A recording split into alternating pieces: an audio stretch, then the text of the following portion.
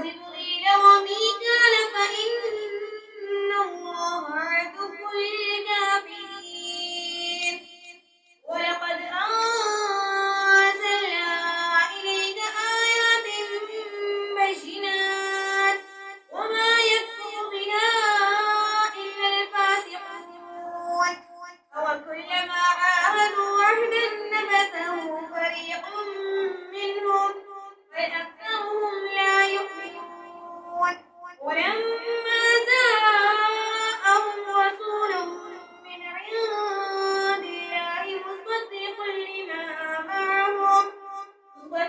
لما معهم نبذ فريق من الذين أوتوا الكتاب الله وراء ظهورهم كأنهم لا يعلمون واتبعوا ما تتلو الشياطين على ملك سليمان وما كفر سليمان ولكن الشياطين كفروا يعلمون الناس السحر وما أنزل على الملكين ببابل هاروت وماروت وما يعلمان من أحد حتى يقولا إنما نحن فتنة فلا تكفر ويتعلمون منهما ما يفرقون به بين المرء وزوجه وما هم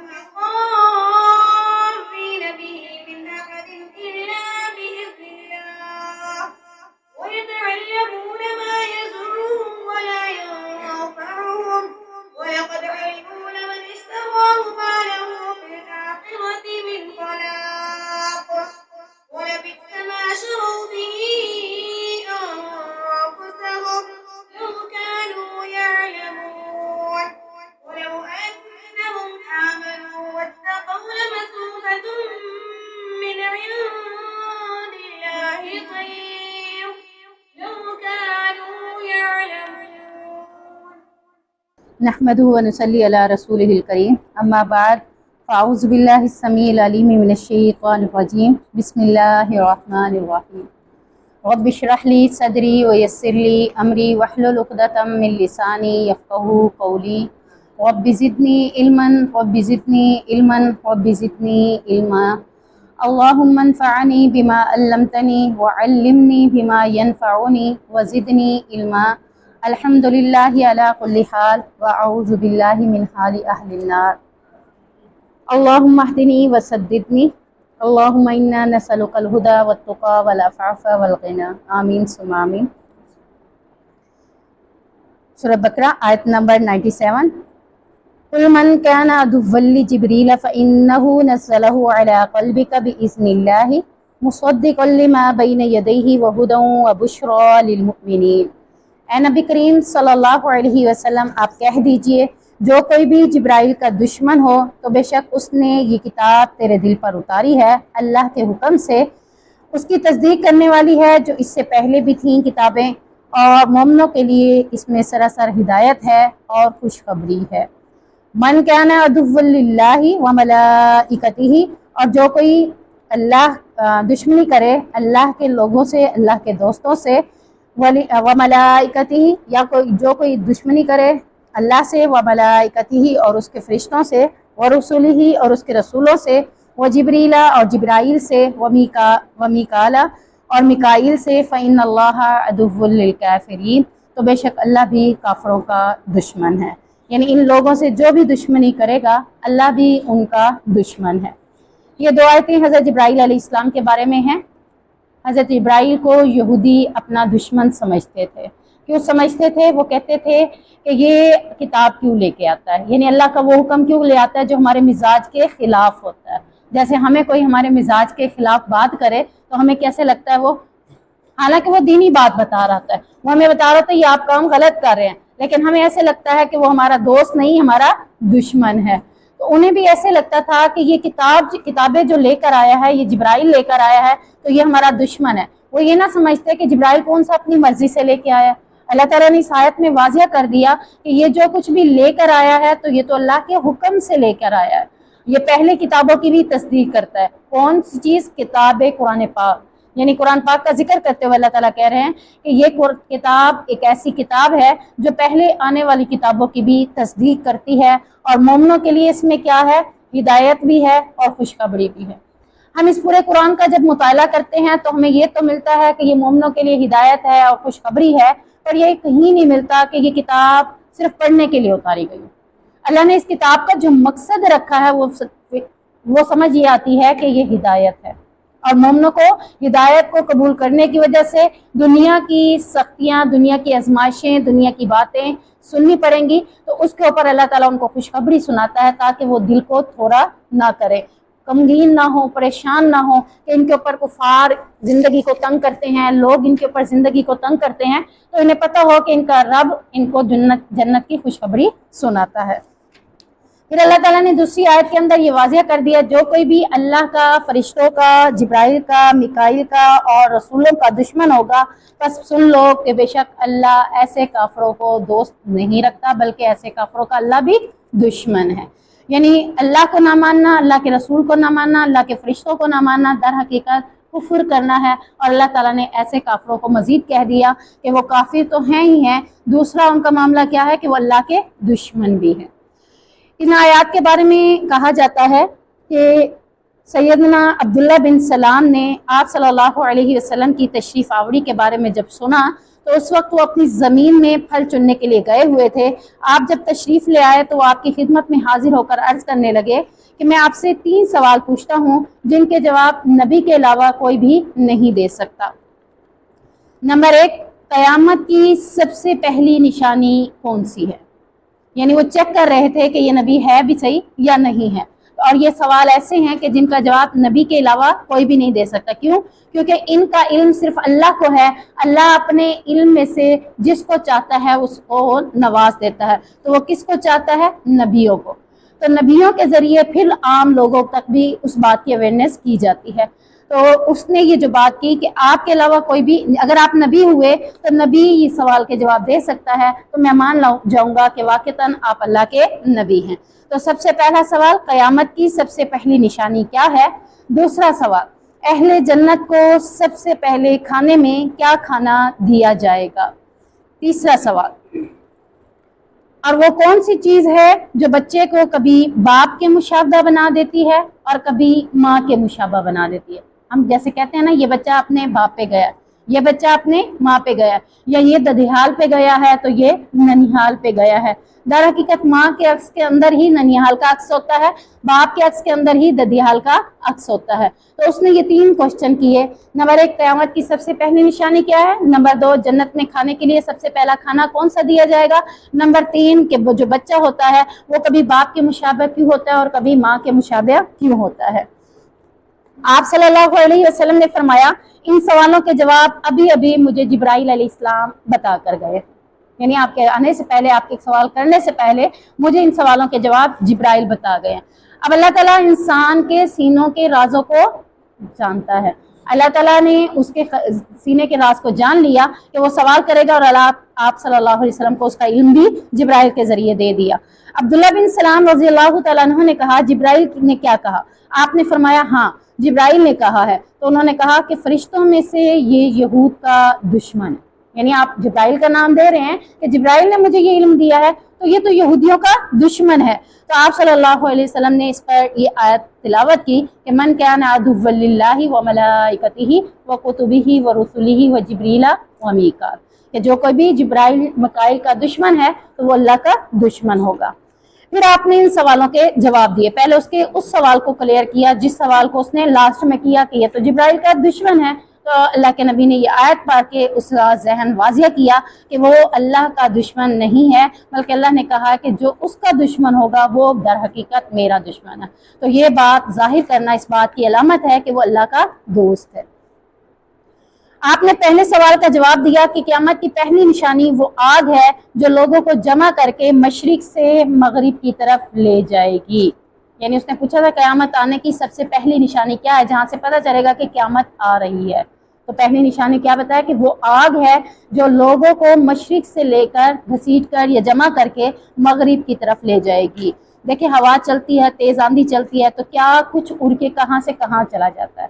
कितने पोस्टर उड़ जाते हैं, कितना बाहर के सामान उखेर कर नीचे गिर जाते हैं, कितने दरख्त जो मजबूत होते हैं वो भी जड़ से उखड़ जाते हैं अल्लाह के हुक्म से। तो बंदा ये सोचे कि हम कैसे जाएंगे, तो अल्लाह ताला उस आग के जरिए इंसान को भी घसीट कर उस मशरिक से मगरिब की तरफ ले जाएगा। दूसरा सवाल जो उन्होंने पूछा था कि जन्नत को सबसे पहला खाना कौन सा दिया जाएगा, तो उसका जवाब है कि अहले जन्नत में जन्नत वालों को जो सबसे पहला खाना खिलाया जाएगा वो मछली का जिगर होगा। हालांकि दुनिया में मछली के अंदर जिगर बिल्कुल मामूली सा निकलता है, वो उसके अंदर होता ही नहीं, वो निकाल के फेंक देते हैं। लेकिन अल्लाह तबारक व तआला ने दुनिया से हट के खाना खिलाना था। जैसे हम कहते हैं ये सारी चीजें खा खा के थक गया, कोई नई डिश हो, कोई नई चीज हो, तो अल्लाह ने मेहमान नवाजी में जो नई चीज बताई है तो वो क्या बताई है कि जन्नतियों को मछली के जिगर का बढ़ा हुआ हिस्सा खिलाया जाएगा। नंबर 3, मर्द का पानी औरत पर और औरत का पानी मर्द पर गालिब क्यों आता है, इसके बारे में बताया कि अगर मर्द का पानी औरत के पानी पर गालिब आ जाए तो बच्चा बाप की मुशाबत होता है, और अगर औरत का पानी मर्द के पानी पर गालिब आ जाए तो बच्चा माँ के मुशाबह होता है।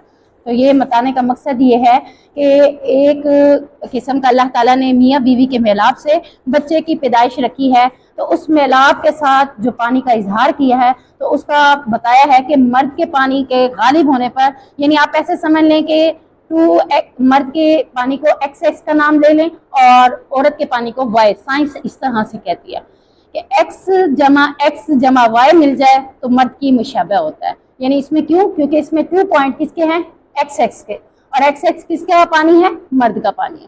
तो अगर औरत का पानी Y जमा X, यानी X थोड़ा है, Y डबल है, तो फिर क्या हुआ, लड़की हुई और लड़की बच्चा भी माँ के मुशाबे होगा, लड़की भी होगी और लड़की होने के साथ बच्चा माँ के मुशाबे भी होगा। यानी पानी के गालिब आने पर, जैसे हम कहते हैं काला पानी ज्यादा मिलाएं व्हाइट पानी कम मिलाएं तो बोतल ही खिलाई जाएगी ना, पानी तो नहीं बन जाएगा। और अगर पानी ज्यादा हो बोतल कम हो, बच्चे को बोतल डाल के दे दे, बच्चे ने क्या कहना है, ये पानी है बोतल नहीं है। तो जो चीज ज्यादा होगी उसका असर होने की वजह से वही चीज कहलाई जाएगी। तो ये सवालों के जवाब आप सल्लल्लाहु अलैहि वसल्लम ने दिए। उस वक्त अब्दुल्ला बिन सलाम ने इस्लाम को कबूल नहीं किया हुआ था। ये सब जवाब सुनने के बाद अब्दुल्ला बिन सलाम पुकार उठे, अशहदु अल्ला इलाहा इल्लल्लाहु व अशहदु अन्ना मुहम्मदन अब्दुहु व रसूलुहु। फिर उन्होंने कहा, अल्लाह के रसूल, यहूदी बड़ी बहतान बाज कौम है, यानी बहतान लगाने से बाज नहीं आती। अगर इससे पहले आप इनसे मेरे मुतालिक पूछें, उन्हें मेरे मुसलमान होने का इल्म ना हो, मैं अंदर छुप जाता हूँ, आप इन यहूदियों को बुलाएं, उनसे मेरे बारे में पूछें, उन्हें यह ना बताइएगा कि मैं मुसलमान हो चुका हूँ। आप उनसे पूछिए कि आप अब्दुल्ला बिन सलाम को कैसे पाते हैं, तो वो आपको बताएंगे कि वो हम इसे कैसे पाते हैं, लेकिन यानी तारीफें करेंगे। अगर उन्हें पता चल गया कि मैं मुसलमान हो चुका हूं तो फिर वो मेरी तारीफें नहीं करेंगे, तो ये मुझ पर झूठी तोहमत लगाने लग जाएंगे। बाद में यहूदी आए तो आप सल्लल्लाहु अलैहि वसल्लम ने उनसे वाक़तन पूछा, अब्दुल्ला बिन सलाम कैसे हैं? वो कहने लगे कि हम में से सबसे बेहतर और सबसे बेहतर के बेटे हैं, हमारे सरदार हैं और हमारे सरदार के बेटे हैं। आप सल्लल्लाहु अलैहि वसल्लम ने फरमाया, अगर अब्दुल्ला बिन सलाम इस्लाम को कबूल कर ले तो फिर तुम्हारा क्या ख्याल है? कहने लगे, अल्लाह उन्हें इससे बचाए, यानी उन्हें इस्लाम कबूल करने की तौफीक ना दे। अब्दुल्ला बिन सलाम ने ये सुना तो बाहर आ गए और कहने लगे कि मैंने तो इस्लाम को कबूल कर लिया। तो उन्होंने अल्फाज चेंज कर लिए कि हमसे बूढ़े हैं और हम में से बूढ़े के बूढ़े बाप के बेटे हैं, यानी पहले अच्छे के अच्छा कहा और अब बुरे से बुरा कहा, और वो उनकी बुराइयां करने लगे। अब्दुल्ला बिन सलाम ने अर्ज की, अल्लाह के रसूल, मैं इसी बात से डरता था, यानी आपको पता होना चाहिए कि मैं ऐसा नहीं था।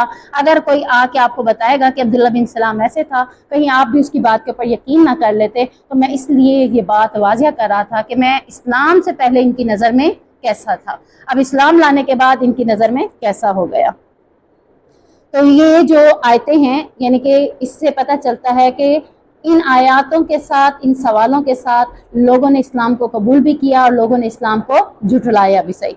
दूसरा वाक़या मिलता है हदीस के अंदर, उसमें है कि एक दिन यहूदियों की एक जमात, यहाँ तो सिर्फ अब्दुल्ला बिन सलाम जो यहूदी थे वो अकेले आए थे, अब यहाँ पे यहूदियों की जमात आई थी और कहने लगी, ए अबुल कासिम, यानी नबी करीम सल्लल्लाहु अलैहि वसल्लम की ये कुनियत थी, कासिम के बाप के नाम से अबुल कासिम कहा जाता था। आपसे चंद सवाल करते हैं जिनके सही जवाब नबी के अलावा कोई भी नहीं जानता। अगर आप अल्लाह के सच्चे नबी हैं तो आप इनके जवाब आसानी से दे देंगे। आपने फरमाया तुम मुझसे जो चाहो पूछो, मैं तुम्हें जरूर बताऊंगा, लेकिन उससे पहले मैं तुमसे अल्लाह ताला का अहद लेता हूँ, और वो अहद जो याकूब अलैहिस्सलाम ने अपने बेटों से लिया था कि अगर मैं तुम्हें तुम्हारे सवालों का सही सही जवाब दे दूं तो क्या तुम मेरी नबूवत का इकरार करोगे। हज़रत यूसुफ ने भी तो ऐसे ही कहा था ना कि जेल के साथियों से कि तुम्हारा खाना आने से पहले पहले मैं तुम्हें खाने के बारे में बताता हूँ, फिर अल्लाह की तौहीद बताई, फिर उसके बाद उनके ख्वाबों की ताबीर बताई थी। तो यहाँ वो कह रहे हैं कि मैं तुम्हारे सवालों के जवाब दूंगा, लेकिन उससे पहले तुम मुझे ये बताओ कि अगर मैंने तुम्हारे सवालों के जवाब ठीक ठीक दे दिए तो क्या तुम मेरी नबूवत का इकरार कर लोगे। तो उन्होंने फरमाया हम आपकी फरमाबरदारी के पाबंद हो जाएंगे। उन्होंने आपसे वादा कर लिया और अहद भी कर लिया। इसके बाद आप सल्लल्लाहु अलैहि वसल्लम ने फरमाया पूछो तुम क्या पूछना चाहते हो। तो उन्होंने 3 सवाल यहाँ किए, चौथा सवाल इन्होंने भी एंड में जाके किया। तो पहले 3 सवाल कौन से थे, उनमें से उन्होंने ये कहा, पहले तो ये बताइए कि तौरात नाजिल होने से पहले इसराइल यानी याकूब ने अपने नफ्स पर किस चीज़ को हराम कर दिया था, हालांकि वो उनके लिए हलाल थी। हज़रत याकूब अलैहिस्सलाम पर वो चीज़ हलाल थी, तौरात के नाजिल होने से पहले उन्होंने अपने ऊपर वो चीज़ हराम कर दी थी। आप वो चीज़ बताएं कि वो क्या चीज़ें थी जो उन्होंने अपने ऊपर हराम कर दी थी और किस मौका पर की थी। दूसरा हम पूछते हैं कि औरत और मर्द के पानी की कैफियत क्या है, कभी लड़का पैदा होता है तो कभी लड़की। तीसरा ये बताइए कि तौरात में जिस नबी उम्मी की खबर है उसकी खास निशानी क्या है और उसके पास कौन सा फरिश्ता वही लेकर आता है। दोबारा रिपीट करती हूँ, तौरात नाजिल होने से पहले इसराइल यानी बनी हज़रत याकूब ने अपने ऊपर किस चीज़ को हराम कर दिया था। नंबर 2, औरत और मर्द के पानी की कैफियत क्या होती है, न कभी लड़का और कभी लड़की क्यों होती है। तीसरा, तौरात में जिस नबी यानी उम्मी की खबर है उसकी खास निशानी क्या है और उसके पास कौन सा फरिश्ता वही लेकर आता है। आप सल्लल्लाहु अलैहि वसल्लम ने फरमाया मुझे तुम अहद दे चुके हो, अगर मैंने सही जवाब दिए तो तुम मेरी पैरवी करोगे। फिर एक बार इकरार करवा रहे हैं, क्योंकि बहुत से लोग जो है ना बात करने के बाद फिर जाते हैं, और यहूदियों के अंदर तो ये वैसे ही खसलत थी कि बात करने के बाद अहद करने के बाद फिर जाते थे। तो दोबारा उन्हें उनका अहद याद दिलाया कि मैं तुम्हें सही जवाब दूंगा तो तुमने मेरी पैरवी करनी है। उन यहूदियों ने वो अहद और मिसाक दे दिया जो आप चाहते थे। आपने फरमाया मैं तुम्हें उस ज़ात की कसम देता हूँ जिसके हाथ में मोहम्मद रसूलुल्लाह सल्लल्लाहु अलैहि वसल्लम की ज़ात है, जान है, और जिसने मूसा पर तौरात नाजिल की थी। क्या तुम नहीं जानते कि जब याकूब अलैहिस्सलाम अर्कुन निसा की बीमारी में या तकलीफ में थे तो नज़र मानी थी कि अगर अल्लाह मुझे इस मर्ज से शिफा दे देगा। कौन सा मर्ज? अर्कुन निसा। इस मर्ज से अगर अल्लाह मुझे शिफा दे देगा तो मैं ऊंट का गोश्त जो कि मुझे पसंद है और ऊंटनी का दूध जो कि मुझे बहुत ज़्यादा पसंद थे, ये दोनों चीज़ें, तो मैंने नज़र मानी थी कि मुझे शिफा मिली तो मैं ये 2 चीज़ें नहीं खाऊंगा। नज़र मानने को अल्लाह के नबी करीम सल्लल्लाहु अलैहि वसल्लम ने मना फरमाया है। अगर इंसान नज़र माने तो फिर उसके बारे में हुक्म दिया है कि उसे पूरा भी करना चाहिए, अगर वो जायज़ हो। नज़र अगर जायज़ हो, अगर जायज़ नहीं है नज़र तो बेहतर है उसका कफ़ारा दे दे, नज़र को ख़त्म कर दे। तो यहाँ उन्होंने नज़र मानी कि ऊँट का गोश्त और ऊँटनी का दूध मैं नहीं पीऊँगा जब मुझे सेहत आ जाएगी, जो कि आपकी पसंद खातिर था, आपने उसे छोड़ दिया। उन सब ने कसम खा के कहा कि हाँ ये बात सच है, क्योंकि वो खुद तो जानते थे अल्लाह के नबी उस वक्त उनमें मौजूद नहीं थे, इसलिए अल्लाह के नबी नहीं जानते थे। तो उन्हें यह था कि ये अगर अल्लाह का नबी होगा तो अल्लाह गैब से इनको वही के जरिए जरूर बताएगा। दूसरा सवाल, जब उन्होंने इस बात का इकरार कर लिया तो आप सल्लल्लाहु अलैहि वसल्लम ने फरमाया अल्लाह इन पर गवाह हो जाओ, मैं तुम्हें इस ज़ात की कसम देता हूँ जिसने मोहम्मद पर तौरात नाजिल की। क्या तुम जानते हो कि मर्द का पानी गाढ़ा और सफ़ेद होता है और औरत का पानी पतला और जर्दी माइल होता है। जो भी गालिब आ जाए उसी के मुताबिक पैदाइश होती है और शक्लो सूरत भी। ये सवाल जवाब मैं पीछे आपको तफसीलन बता चुकी हूँ।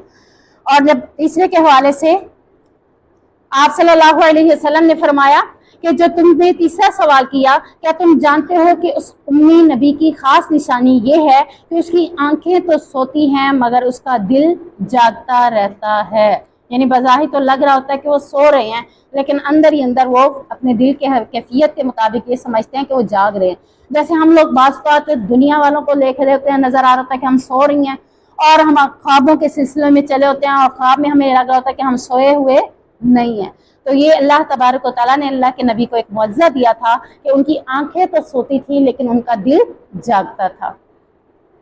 सबने कसम खाकर कहा, आपने सही जवाब दिया। आपने फरमाया, ऐ अल्लाह इन पर गवाह हो जा। उन्होंने कहा, एक और सवाल का जवाब दे दीजिए। अगर आपका जवाब हमारे मतलब का होगा तो हम आप पर ईमान ले आएंगे और उसी पर हमारा बहस का खात्मा हो जाएगा, या तो हम आपसे मिल जाएंगे या फिर जुदा हो जाएंगे।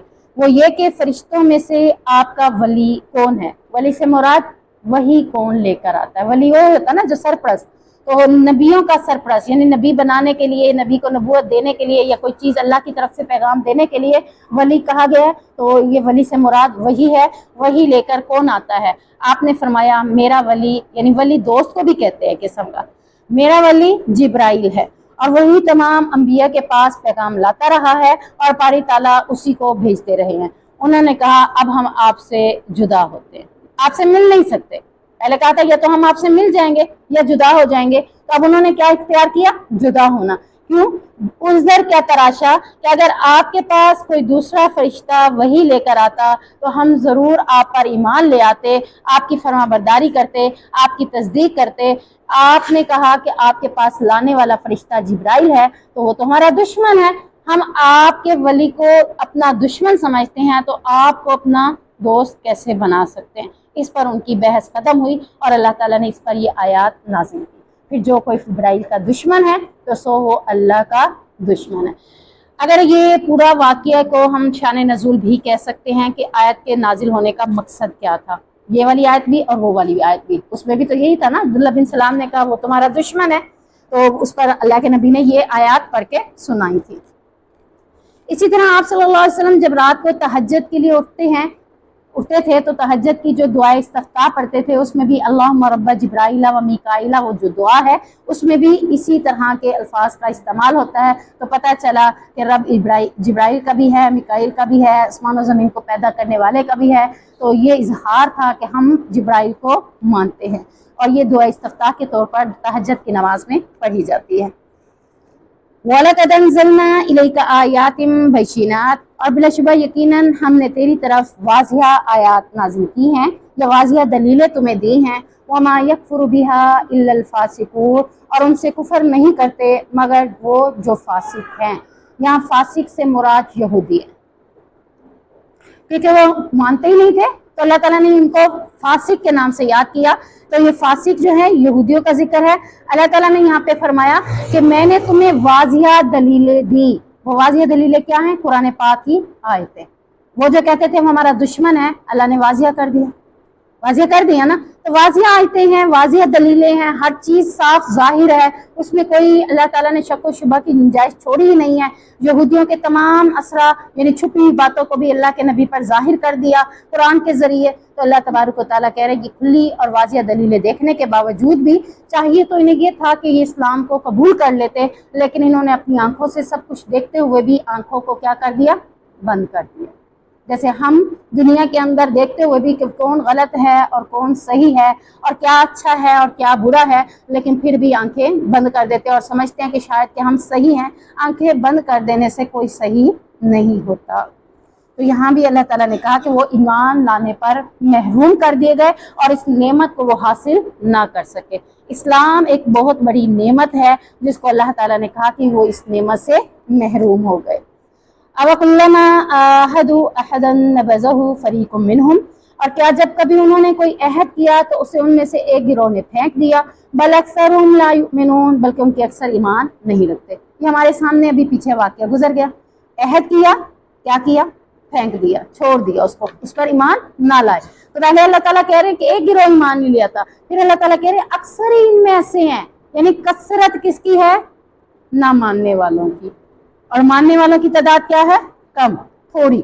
इल्ला कलील, तो हमेशा थोड़े लोग ही जो होंगे वही अल्लाह की जमात होगी, वही अल्लाह के लोग होंगे। जो कसरत होती है इस बात का सबूत नहीं है कि अल्लाह उनसे राजी है। कसरत वालों से हमेशा अल्लाह नाराज रहता है। अल्लाह ने हमेशा हर नबी की कौम के साथ जिक्र किया, तो नबी के साथ जो जिक्र किया वो इल्ला कलील का किया, और नबी के नाफरमानों का जो जिक्र किया तो वो अक्सर का किया, कि अक्सर लोग थे, कसरत लोग थी जो ईमान नहीं लाती थी। तो अल्लाह के नबी को यहाँ पे ये वाजिया किया जा रहा है कि यहूदियों की ये कभी आदत थी, पुरानी आदत थी कि वो पहले तो अहद कर लेते थे, लेकिन जब अहद को निभाने की बारी आती थी तो वो अहद से मुकर जाते थे, उसको छोड़ देते थे। ये उनका पुराना शेवा है। ए नबी आप गमगीन ना हो।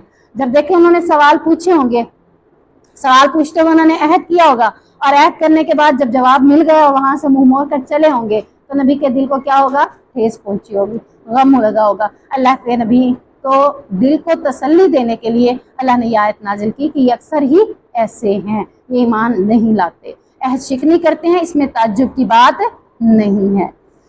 वलम्मा जाअहुम रसूलुम मिन इंदिल्लाह, और जब उनके पास अल्लाह की तरफ से एक रसूल, उसकी मुसद्दिकुल लिमा माअहुम, उसकी तस्दीक करने वाले आया जो उनके पास था, नबज़ फरीकुम मिनल्लज़ीना उतुल किताब, तो उन लोगों में से एक गिरोह ने जिन्हें किताब भी दी गई थी, उन्होंने क्या किया, किताब अल्लाहि वराअ ज़ुहूरिहिम, अल्लाह की किताब को अपनी पीठों के पीछे फेंक दिया, कअन्नहुम ला यअलमून, ऐसे फेंक दिया जैसे वो इस किताब को जानते ही नहीं है। हमारे यहाँ माशरे में एक बात की जाती है कि कुरान पाक जिसने लिया हुआ हो पीट करके ना बैठो उसकी तरफ। यही क्या भाई, बड़ा गुनाह है, ये किताब है, कुरान है, अल्लाह की किताब है, इसको पीठ पीछे लेकर ना बैठो। जबकि इस्लाम में इस चीज को जो पीठ पीछे फेंकने का जिक्र किया गया है वो ये किया गया है कि उस पर अमल ना करना, खुद आगे बढ़ जाना, अमल को पीछे छोड़ देना, तो ये है पीठ पीछे फेंकना। ये तो गुनाह हो सकता है, वो गुनाह नहीं, वो जो हम समझते हैं वो गुनाह नहीं है। जिसे हम गुनाह समझते नहीं वो असल में गुनाह है। उसका जिक्र अल्लाह ने कुरान में कर दिया कि इनके पास किताबें भी आई और उन्होंने क्या किया, किताबों के हुक्मों को पीठ पीछे फेंक दिया, खुद आगे बढ़ गए, आगे निकल गए, मेरी मर्जी में जो भी करूं उसे पीछे छोड़ दिया। तो अल्लाह को ये बात पसंद नहीं है। अल्लाह कहते हैं ये ऐसे हो जाते हैं जैसे ये जानते ही नहीं है। तो ये कौन से लोग थे, जिनके पास रसूल आया और तस्दीक भी लेकर आया, यानी नबी करीम को जब मबूस किया गया और कुरान ने तौरात की तस्दीक भी कर ली, तो यहूदियों की बदनसीबी देखिए कि उन्होंने फिर भी आपको झुठला दी। हकीकतन ये सारी बातें तो नबी के साथ हैं। अगर मुआशरे में नजर दौड़ाएं तो एक आलिम जो दीन की समझ रखते हुए लोगों को समझाता है, लोगों को ये सारी बातें बताता है, तो लोग क्या करते हैं, जानते बूझते भी वहां से ऐसे उठ जाते हैं कपड़े झाड़ कर जैसे उन्होंने कुछ सुना ही नहीं है। आजकल एक ट्रेंड चल पड़ा है ऑनलाइन बिजनेस का। वो ये नहीं देखते, अल्लाह के नबी की ये बात थी, हदीस के अंदर मफहूम था कि कयामत के करीब लोग कमाई को हलाल समझ लेंगे और वो ये नहीं देखेंगे कि ये हलाल है या नहीं है, हराम है या हलाल है, वो इस चीज में नहीं पड़ेंगे, वो कहेंगे आ जाए बस, जहां से आ जाए। तो आजकल बहुत ज्यादा दीनदार तबका भी इसमें मुलविस होता नजर आता है। मैं क्या ऑनलाइन काम कर लो, इतने डॉलरों से इतने पैसे बन जाते हैं, इतना सब कुछ हो जाता है। मैं अक्सर कुछ लोगों के घरों में जाती हूँ, पिछले दिनों भी एक घर में गई तो वहां पे कर रही थी, तो मैंने कहा ये क्या है, कहती बस ये बेचनी होती हैं चीजें, कुछ कुछ मार्केट में करनी होती हैं, देखना पड़ता है ये डाउन चल रही है मार्केट या ओपन चल रही है, जैसे करे इस तरह से हमारे डॉलर बन जाते हैं और मैं महीने में इतने इतने पैसे कमा लेती हूँ। अब ये हलाल है या हराम है, इसको किसी ने नहीं सोचा। वो जो ऐड देते हैं या वो जो चीज बेचने को मार्केट में देते हैं उसकी हकीकत हमें नहीं पता होती। आलमों से जब फतवा लिया गया तो उन्होंने कहा जिस चीज के बारे में आपको पता ही ना हो कि आप क्या सेल कर रहे हैं, लोगों को क्या दे रहे हैं, तो उसके बारे में जब आपको पता ही नहीं कि वो खाम है, अच्छा माल है, नहीं है, जब तक आपकी चीज आपके हाथ में नहीं आ जाती, आप उसको देख नहीं लेते, आप उसको सेल नहीं कर सकते। तो ये जो होता है कि वहीं से बैठे बैठे उनकी चीजें हम दिखा देते हैं और उसको दिखाने के बाद जो है हम कहते हैं कि किसी ने लेनी हो तो हमें बताएं, फिर हम वहां से मंगवा देते हैं और फिर हम कहते हैं बिल्कुल ठीक चीज निकलती है। तो इसके बारे में भी मुफ्ती अब्दुर्रहमान आबिद भाई ने जो फतवा दिया वो ये दिया है कि जब तक चीज आपके हाथ में ना हो आप उसे सेल ना करें। तो बेहतर यही है कि इन कामों से हमें बचना चाहिए। तकवा है कि बच जाए। अगर कोई आलिम फतवे आलिम तो मुख्तलिफ लोग बैठे हैं, जरूरत नहीं सिर्फ मैं जो आपको फतवा दे रही हूँ, दूसरा आलिम आपको फतवा दे सकता है कि जायज़ है, हलाल है। लेकिन बेहतर यह है कि जिन बातों में शकूक व शिबात आ जाए उनको हमें छोड़ देना चाहिए। हलाल भी वाज़िह है और हराम भी वाज़िह है। अल्लाह ने तिजारत का जो तरीका बताया वो नबी ने करके दिखा दी। सामने माल रखा, बारिश में भीगे हुए माल को अलग रखा और खुश्क माल को अलग रखा, उसकी रेट कम लगा दिया, उसका रेट ज्यादा कर दिया, तो ये सारी तिजारत के तरीके बता दिए, तो वो हलाल हो सकते हैं। और जो आज के दौर में सेटअप निकले हैं, अगर उसमें मशकूक चीज नजर आती है, मशकूक मामला लगता है, दिल परेशान है, पता नहीं ये सही है कि नहीं है, इसी तरह कुछ लोगों ने कोर्स बनाए हुए हैं और वो कोर्स सेल कर रहे हैं। तो मुझे किसी ने पूछा, मैंने कहा पता नहीं, पता करना पड़ेगा। जब वो पता किया तो वो कोर्स बेचना, उससे क्या होता है, अगर 1800 रुपये फीस है कोर्स की, तो 1200 कंपनी के पास जाएगा जिसने बनाया उस कोर्स को, 400 रुपया 600 रुपया उसको मिलेगा जिसने आगे लोगों को दावत दी है। वो कोर्स सीख कर उसको आगे हम इस्तेमाल भी कर सकते हैं, लेकिन उन्होंने इसके ऊपर भी कहा कि ये चीज़ भी ठीक नहीं है। तो बहरहाल यानी कि बैठे बैठे, घर बैठे बैठे बार बार आता है कि आप अमीर हो जाएं, घर बैठे बैठे आप ऑनलाइन जॉब करें और असाइनमेंटें बनाएं और ये करें और ये एडें चलाएं। ये सब कुछ हमें नहीं पता कि उन असाइनमेंट्स में क्या है, उन एड्स में क्या है, तो हमें इन तमाम चीज़ों से बचना चाहिए इंशाल्लाह। लेकिन मैं यही कहना, शकूक व शुबहात वाली चीज़ें जी, नया फैसला निकला बहुत तेज़ी से, और ये यहूदियों की साजिशें हैं, सारी साजिशें हैं उन्हीं के बनाए हुए जाल है। हाँ जी, वो चाहते ही हैं, उनका एक फीचर आया हुआ है आजकल, आप ग्रुप में भी भेजा था किसी ने, तो मैं पहले भी पढ़ चुकी थी, देखिए उन्होंने कैसे जाल फैलाए। अल्लाह ताला हमें इनसे महफूज फरमाए। वत्तबऊ मा तत्लु शयातीन अला मुल्की सुलेमान, और वो इस चीज़ के पीछे लग गए जो शयातीन सुलेमान के अहद हुकूमत में पढ़ते थे। वमा कफ़र सुलेमान वलाकिन्न शयातीन कफ़रू युअल्लिमून अन्नास अस्सिहर, और सुलेमान अलैहिस्सलाम ने कुफर नहीं किया लेकिन शैतानों ने कुफर किया कि लोगों को जादू सिखाते थे और वो उस चीज़ के पीछे लग गए। वमा उन्ज़िला अलल मलकैनि बिबाबिल हारूत व मारूत, और जो बाबिल में दो फरिश्ते हारूत और मारूत उतारे गए थे, उनका मकसद भी क्या था, वमा युअल्लिमानि मिन अहदिन हत्ता यक़ूला इन्नमा नहनु फितनतुन फला तकफुर, वो भी क्या थे, हालांकि वो दोनों किसी एक को नहीं सिखाते थे वो इल्म, यहाँ तक कि वो उन्हें कहते थे कि हम तो महज एक आजमाइश हैं। यानी ऐसे समझ लें जैसे आजकल हमारा ऑनलाइन काम है, इसको ऐसे समझ लें कि हारूत और मारूत वाला मामला। वो भी आगे क्या कहते थे, पहले बताते थे कि हम एक आजमाइश है, हमारा आजमाइश है। उन्होंने भी एक इल्म लिया, एक कोर्स लिया और उस कोर्स को आगे चलाना शुरू कर दिया, और उस कोर्स की कैफियत को नहीं देखा कि उसमें हलाल क्या है और हराम क्या है। तो उन्होंने आकर पहले यही कहा, इन्नमा नहनु फितनतुन फला तकफुर, कि सिवाय इसके इसमें तो तुम्हारी आजमाइश है, सो तुम कुफर ना करो ये इल्म लेकर। लेकिन वो क्या करते थे, फयतअल्लमूना मिनहुमा मा युफर्रिकूना बिही बैनल मर्इ व ज़ौजी, फिर वो उन दोनों से वो चीज़ सीखते जिसके साथ वो मर्द और औरत के दरमियान जुदाई डाल देते थे। ये जादू नहीं था, ये जादू से हट के एक इल्म था। उस इल्म में क्या होता था कि वो मियाँ और बीवी में जुदाई डलवा देना, तलाक दे देना, लड़ाई करवा देना, आपस में अलहदगी करवा देना, ये सारा इल्म इसी बात के ऊपर था। वमा हुम बिज़ारिन बिही मिन अहदिन इल्ला बिइज़्निल्लाह, और वो इसके साथ हरगिज़ किसी को नुकसान नहीं पहुंचा सकते थे मगर अल्लाह के हुक्म से। यानी बात यह आ रही है कि वो इससे नुकसान पहुंचाते थे, इस इल्म के साथ मियां बीवी में जुदाई डलवाते थे, फिर फौरन अल्लाह ताला ने कह दिया कि जब तक अल्लाह का हुक्म ना हो तो वो किसी को नुकसान नहीं पहुंचा सकते। इसको हम मुकम्मल करके फिर इसकी डिटेल देखते हैं। वलक़द अलिमू लमन इश्तराहु वयतअल्लमूना मा यज़ुर्रुहुम वला यनफ़अहुम, और वो ऐसी चीज सीखते थे जो उन्हें नुकसान पहुंचाती थी और उन्हें नफा ना देती थी। वलक़द अलिमू लमन इश्तराहु मा लहु फ़िल आख़िरति मिन ख़लाक़, हालांकि बिलाशुबा यकीनन वो जान चुके थे कि जिसने इसे खरीदा आखिरत में उसका कोई हिस्सा नहीं है। वलबिअस मा शरू बिही अनफुसहुम, और बेशक वो बुरी चीज़ है जिसके बदले उन्होंने अपने आप को बेच डाला।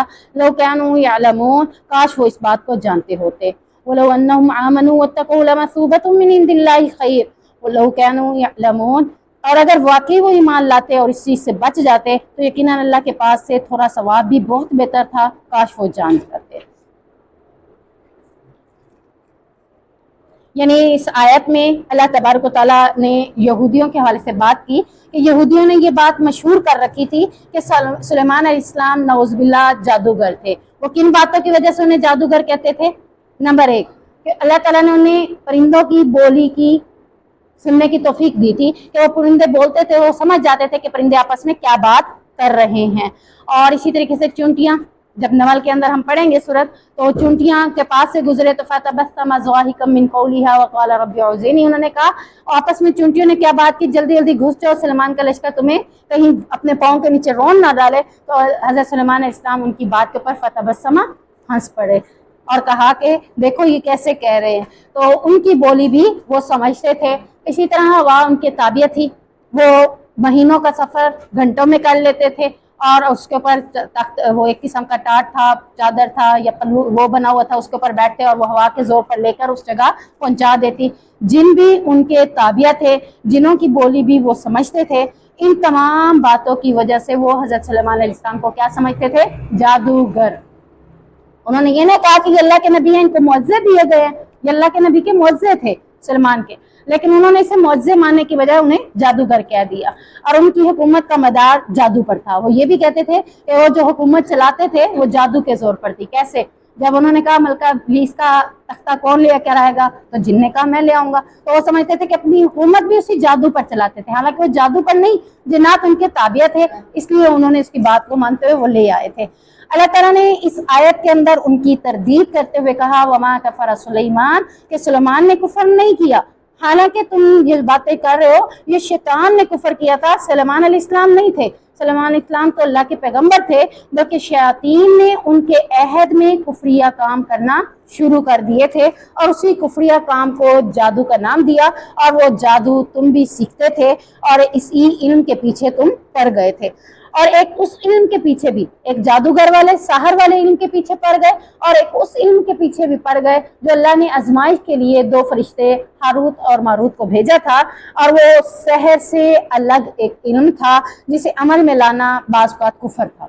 यानी ये इल्म भी करना कुफर है। जैसे सितारों का जादू, सितारों का इल्म है, वो कोई जादू तो नहीं है लेकिन वो भी कुफर है, वो एक इल्म है।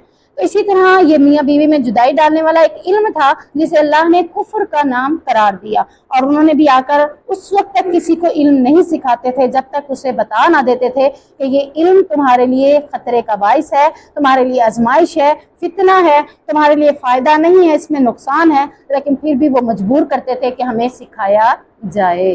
जब आज हम लोगों को बता देंगे कि ये जैसे आप कह रही हैं, नहीं मानते, उन्होंने भी नहीं माना।